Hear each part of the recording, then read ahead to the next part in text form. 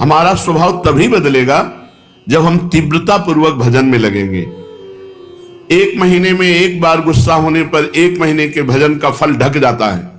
12 बार गुस्सा हो गए तो साल भर में तुम्हारे पास रह क्या गया। अच्छे से गुस्सा हो जाने पर एक महीने का भजन का फल ढक जाता है।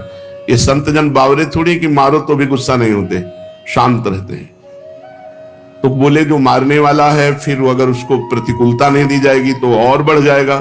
नहीं, उमा क्षमा साप होते भारी, अपने कर्म जाए अपकारी। जो तुम्हारा अपकार कर रहा है उसे क्षमा कर दो, तुम्हारी क्षमा उसके लिए सांप से भी बढ़कर जाकर दंड देने वाली बन जाएगी।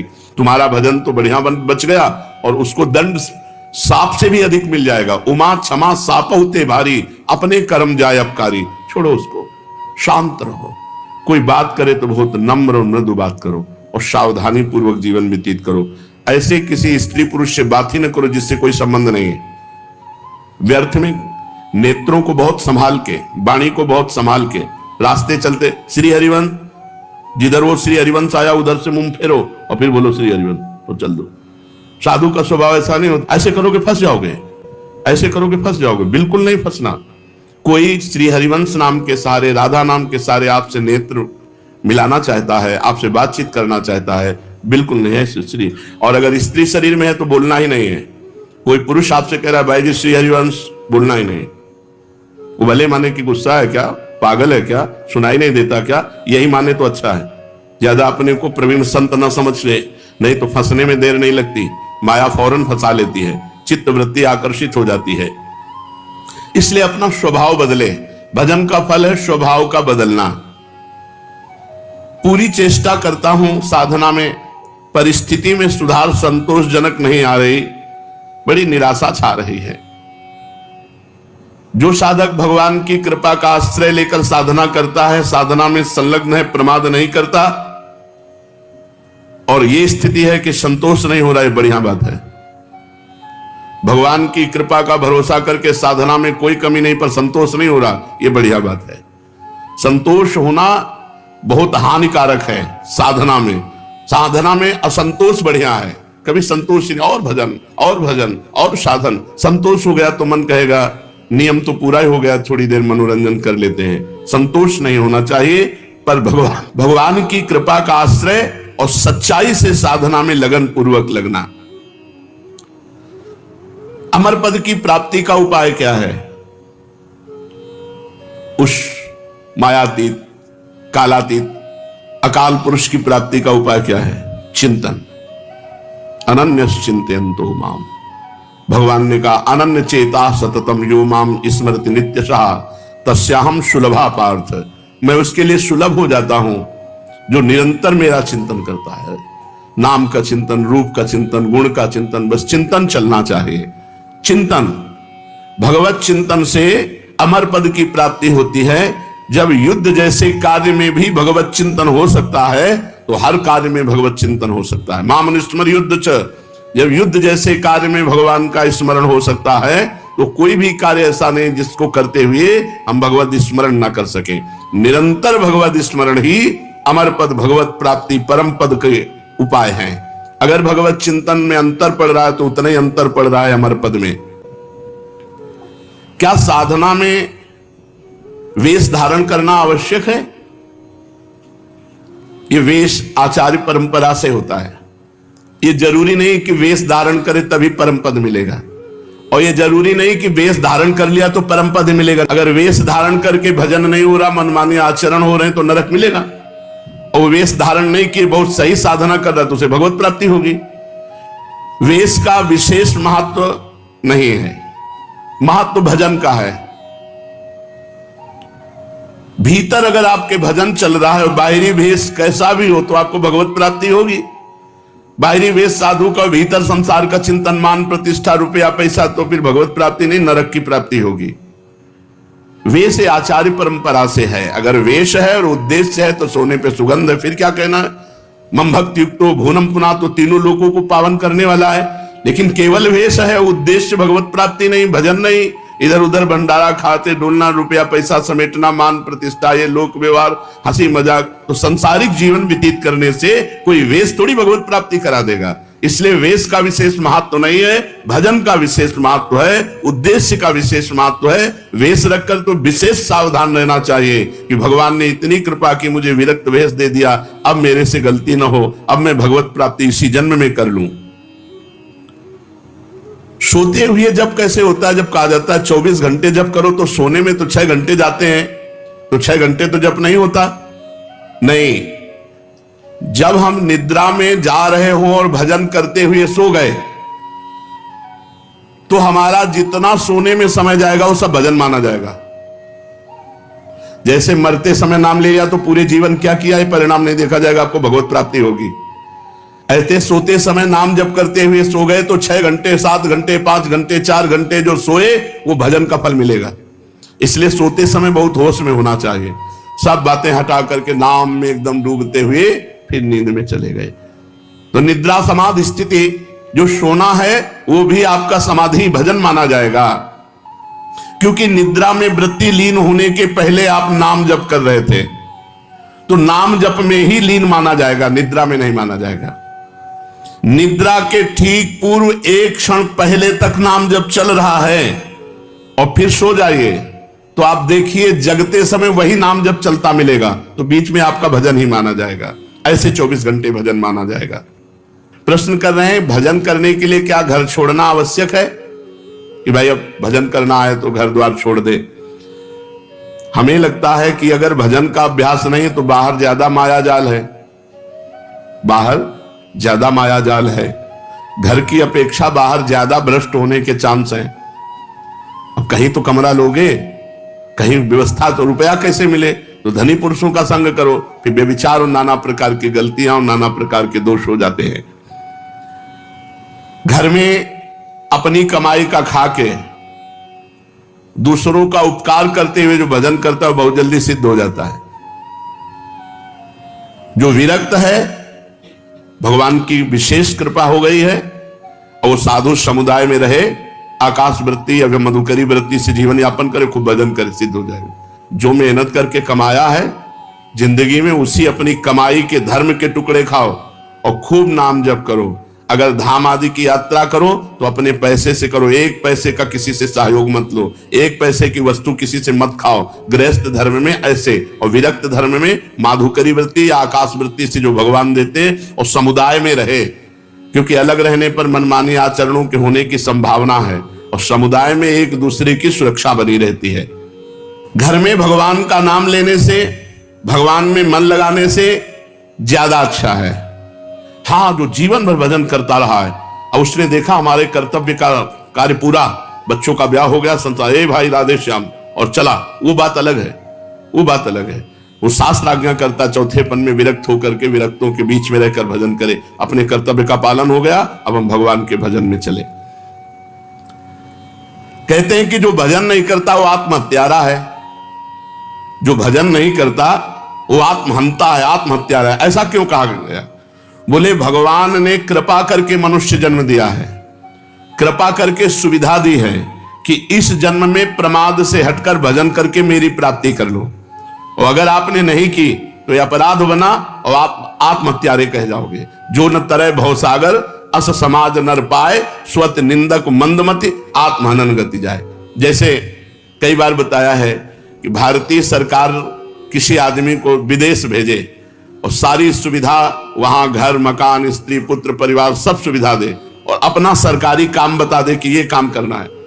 अब उसने सरकारी काम तो किया नहीं, सरकारी सुविधा का भोग करके बेटी बेटे को पढ़ाया, ब्याह किया, सब किया, सब किया, और जब भारत लौटा तो उसे पूछा गया वो कार्य, जिस कार्य के कारण आपको विदेश भेजा गया था, जिस कार्य के कारण आपको सुविधा दी गई थी, वो कार्य?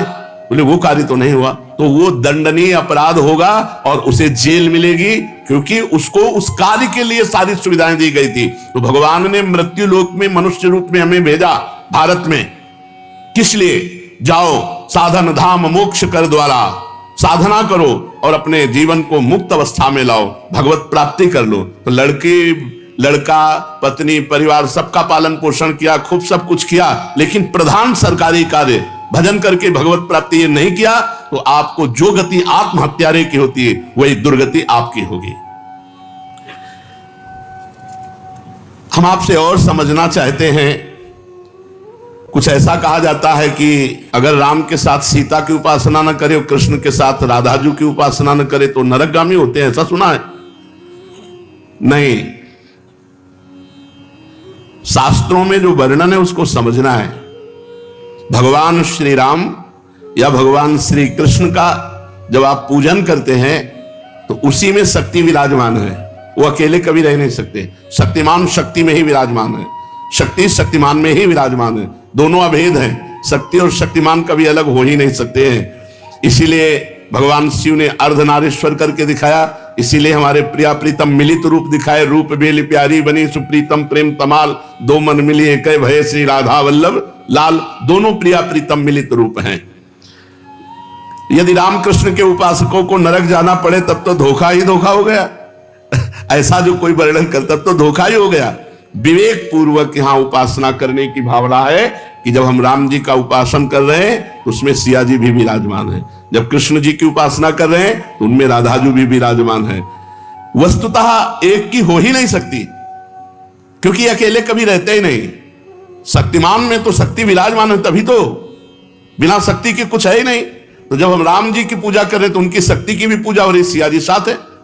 जब श्याम जी की पूजा कर रहे हैं तो राधाजू साथ है। तो शक्तिमान को छोड़कर शक्ति की अलग उपासना कर ही नहीं सकता कोई। दोनों पृथक हैं ही नहीं, दोनों पृथक दिखते हुए भी अभिन्न हैं। जैसे श्री हरिवंश सुरीत सुनाऊं, श्यामा श्याम एक संगाऊं, छिन एक कबौन अंतर हुई, प्राण सु एक देह है दोई। प्राण सु एक देह है दोई, देह दो है और प्राण एक है, मन एक है, रुचि एक है, स्वभाव एक है, वैसे एक है। जो मनुष्य इनको भिन्न भिन्न मानकर पूजा करता है उसको मान सकते हैं, जो अंतराय रखता है।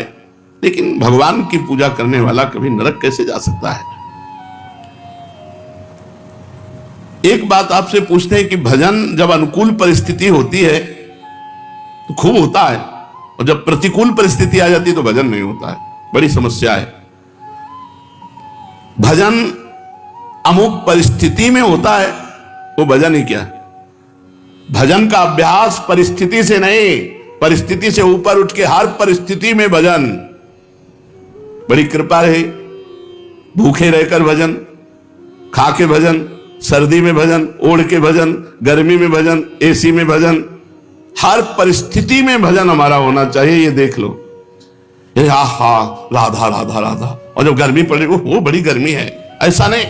गर्मी है तो राधा राधा, और एसी है तो राधा राधा, भूखे हैं तो राधा राधा, छके हैं तो राधा राधा। वो भजन ही क्या जो परिस्थिति में हो, अनुकूल परिस्थिति मिली भजन हो गई, और भूखे हैं तो भोजन का चिंतन हो रहा है। नहीं, ये अपने को कसना चाहिए। एक आध दिन भूखे रखकर भजन करना चाहिए कि देखें हमारा भूख में भजन होता है कि नहीं। पंखा बंद कर देना चाहिए अपने कमरे का, 2-4 घंटे टेस्ट लेना चाहिए शरीर का कि गर्मी में ऐसे ताप में हम कैसे रह सकते हैं। कई वर्षों इनका आनंद लिया गया है, तो वर्षों हितधाम की छोटी कुटिया तक असुविधा ही असुविधा जीवन में रही है। ये तो अभी चंद दिनों की सुविधा है। प्रत्येक परिस्थिति में भजन स्मरण, चाहे प्रतिकूल परिस्थिति हो चाहे अनुकूल परिस्थिति हो, भजन नहीं छूटना चाहिए। जब तुम ऐसा नियम लेकर दृढ़ता पूर्वक भजन करोगे तो फिर प्रतिकूल परिस्थिति में भजन होने लगेगा। अखंड भजन उसी को कहलाता है, वही कर सकता है जो हर परिस्थिति में भजन करता है। साधक के जीवन में कभी कभी दुर्भाग्य का भी अवसर आता है। वो अपने को हे समझने लगता है। जब जगत उसका अपमान करे, संसार उसकी निंदा करे, कोई उसको पूछे ना, तो उसे प्रसन्न होना चाहिए या भगवान के मिलन की बात आ रही है। सम्मान, अनुकूलता, सुख ये भगवान से अलग करते हैं। अपमान, प्रतिकूलता, दुख ये भगवान के सम्मुख करते हैं। जो साधक अपना चुना हुआ साधन करता है उसमें जरूर अहंकार आ जाता है। मैं व्रतशील, मैं मौनी, मैं तपस्वी, मैं, फिर उसको गिरना पड़ेगा। ये माया बड़ी बलवती है। दैवी है शागुणमयी मम माया दुरत्या, बड़े बड़े ऋषि मुनियों को मोहित कर लेती है। तो यदि आप साधन का अहंकार करेंगे तो भ्रष्ट हो जाएंगे, पहला। दूसरा, आप साधन नहीं करते, साधन में पाखंड करते हैं, दिखावा करते हैं, अच्छे साधक नहीं हैं, तो आप भ्रष्ट हैं ही।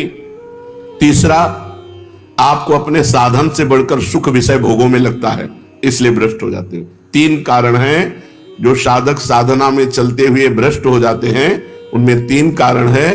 पहला, साधना का अहंकार, दूसरा, साधना में पाखंड दंभ दिखावा, और तीसरा, साधना से सुख मिलने वाले भगवदानंद से बढ़कर सुख भोगों में देखना। इसलिए जो तुम्हारे उर में वासना है उसको भोगना पड़ेगा, तो आप भ्रष्ट हो जाएंगे।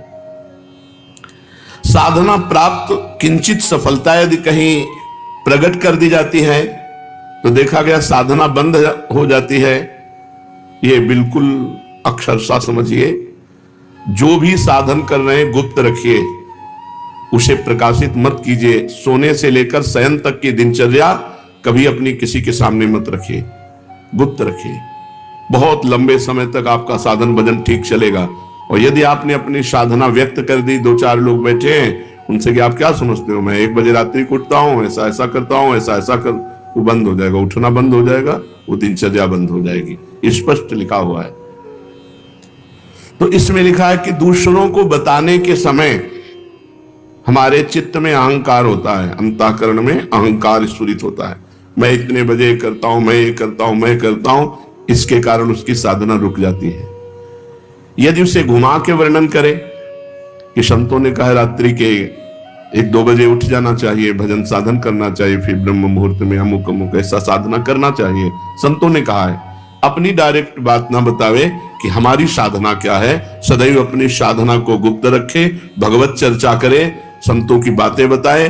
अपनी बात बतानी है तो किसी साधक ने ऐसा अनुभव किया, ऐसी बात बतावे। कभी अपने को उसमें सम्मिलित न कर ले कि मैं अपना अनुभव बताता हूं कि ऐसी ऐसी दिनचर्या मेरी 10 वर्ष से चल रही। तो आप लिख लो, अगर 10 दिन के अंदर न रुक जाए तो मैं बता देना, चाहे जितनी हिम्मत कर लो, 10 दिन के अंदर रुक जाएगी, हम कह रहे, गारंटी। आप अपनी संपूर्ण साधना को किसी से बता दो, अगर 10 दिन के अंदर वो साधना न रुक जाए तो मैं बता देना। कभी भी किसी भी स्थिति में अपना रहस्य नहीं खोलना चाहिए साधना का, कि हम क्या साधना करते हैं, कितनी करते हैं, क्या करते हैं। कुछ अगर अनुभव के साधकों का मंगल हो तो उसे अन्य संतों के या साधकों के शब्दों में बोल दे, अपने डायरेक्ट ना खोले कि ये मेरी दिनचर्या है, ये मेरी साधना है। बताते समय भाव तो आ ही जाता है कि मेरा साधन अच्छा चल रहा है, तो इस मनोवृत्ति से कैसे बचे। ऐसी बात मन में आवे तब यही माने कि मेरा साधन गुरु कृपा से चल रहा है, भगवत कृपा से चल रहा है, और दूसरों का भी साधन भगवान जैसा चला रहे हैं वैसा चल रहा है। अभिमान करने की कोई जरूरत नहीं है। अभिमान की वृत्ति उदय होने ही ना दे। दूसरे जैसे भगवान चला रहे हैं वैसे चल रहे हैं, हमें जैसे भगवान चला रहे हैं वैसे हम चल रहे हैं। साधना करते समय मन में संकल्प विकल्प बहुत उठते हैं, इसके लिए क्या करें। वैसे साधना तो इसी बात की है कि कोई संकल्प न उठने पावे, पर यदि संकल्प उठे तो उसे पूरा होने न दे, उसे नष्ट कर दे। संकल्प उठे तो उसे पूरा ना होने दे, चाहे सत हो चाहे असत हो। नहीं, संकल्प बनना बंद नहीं होगा। साधना है संकल्प रहित होने की, कोई संकल्प नहीं, ना अच्छा ना बुरा। बोले हम आज से ये संकल्प करते हैं, आज से क्या संकल्प करते हैं, हमारा तो जीवन भर का संकल्प है कि भगवान का नाम न छूटे, बस उसी में। अभी तक नहीं पूरा हो पाया संकल्प, तो और संकल्प बना के क्या करें। भगवान का साक्षात्कार करना है, अभी तक नहीं पूरा हो पाया, तो और संकल्प बना के क्या करें। ये जो छोटे छोटे संकल्प उठते हैं, ये करना है, ये देखना है, ये सुनना है, ये भोगना है, इनको नष्ट कर दे।